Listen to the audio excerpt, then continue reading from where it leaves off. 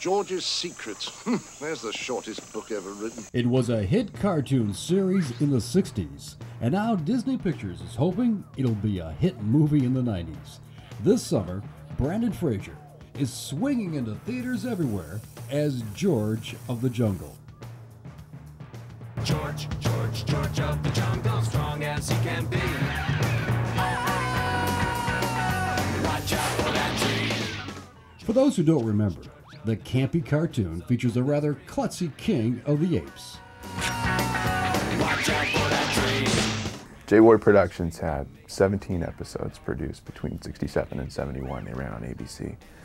And he was, of course, famous for his subversive humor and the voice talent that he cast were largely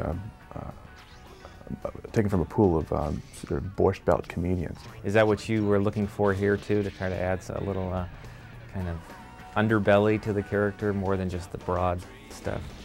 My job in that regard was to absorb or be inspired by the animated shorts and treat them like short films, and then translate it to a live action character and create the difference between a cartoon man and a real man, to give him a heart and a soul, and then at the same time be allowed to make very broad choices. In this live action comedy, George falls in love with San Francisco aristocrat Ursula Stanhope. The reason I like the movie is because it's innocent and it's smart and sweet, and it has a really good romantic side to it. Parallel to the romance is a dastardly drama. George's best friend and roommate, Ape, gets kidnapped by poachers. There's 5 apes out there. Which one are we taking to Vegas? Checkmate. The one who's playing chess. Veteran comedy actor John Cleese gave Ape his wit, but he was brought to life by the skill of an actor in a carefully crafted ape suit and special animatronics designed by Jim Henson's Creature Shop. We create a mechanical head that's based entirely around the performer's head. It's very close to his face. He's surrounded by little motors and mechanisms that operate the face. So we build a muscle suit that bulks him up, that cheats the relationship of his limbs. We make artificial arm extensions that make his arms longer.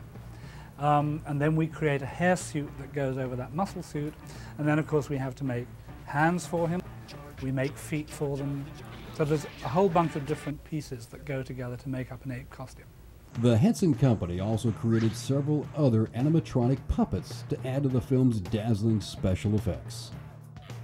Hollywood magic also came into play with George's famous treehouse and surrounding jungle.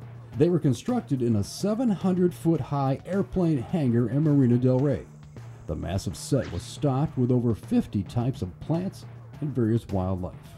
It was, built on wood and concrete and then filled with sand, the entire thing. I mean, it was like over a football field long, and huge trees and sykes, and we were in there for 2 months and literally felt like we were in a jungle. This larger-than-life adventure was also filmed on location in Hawaii and in San Francisco.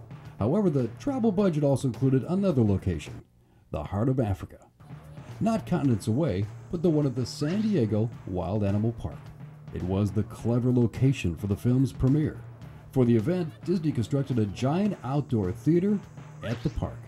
Guests, along with the stars of the film, traveled aboard a very special train from Los Angeles.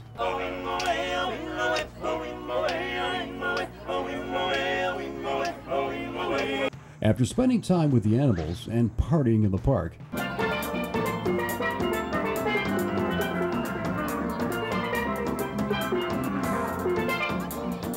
it was showtime.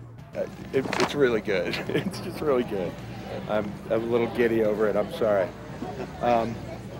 Lots of fun for young and old alike. Go see it. Great. A jungle adventure, a love story, and an amusing farce, all set to a memorable theme song. It's George of the Jungle. George of the jungle, strong as he can be. Watch out for that tree.